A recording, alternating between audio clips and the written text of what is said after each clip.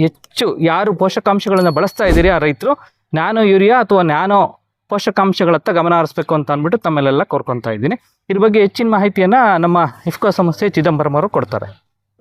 ನಮಸ್ಕಾರ ರೈತ ಬಾಂಧವರೇ.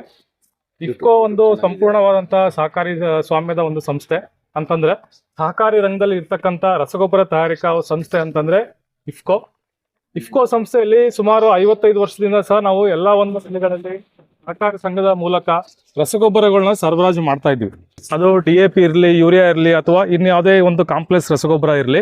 ಆದರೆ ಇತ್ತೀಚಿನದಲ್ಲಿ ನೀವೆಲ್ಲ ನೋಡ್ತಾ ಇರಬಹುದು, ರೈತರು ಅತಿ ಹೆಚ್ಚು ರಸಗೊಬ್ಬರ ಬಳಸ್ತಾ ಇರೋದ್ರಿಂದ ಮಣ್ಣಿನ ಆಗ್ತಕ್ಕಂಥ ದುಷ್ಪರಿಣಾಮಗಳು ಹಾಗೂ ಅದ್ರ ಮೇಲೆ ಇಳುವರಿ ಮೇಲೆ ಸಾಕಷ್ಟು ಪರಿಣಾಮಗಳನ್ನು ಬೀರ್ತಾ ಇದೆ. ಇದಲ್ಲದೆ ರೈತರಿಗೆ ಏನಾಗ್ತಾ ಇದೆ ಅಂತಂದರೆ ಹೆಚ್ಚಿನ ಒಂದು ಖರ್ಚು ಸಹ ಅತಿ ಹೆಚ್ಚು ಖರ್ಚು ಈ ಒಂದು ಪೋಷಕಾಂಶ ನಿರ್ವಹಣೆಯಲ್ಲಿ ರೈತರು ಖರ್ಚು ಮಾಡ್ತಾ ಇದ್ದಾರೆ. ಇದೆಲ್ಲ ಏನಾಗ್ತಾ ಇದೆ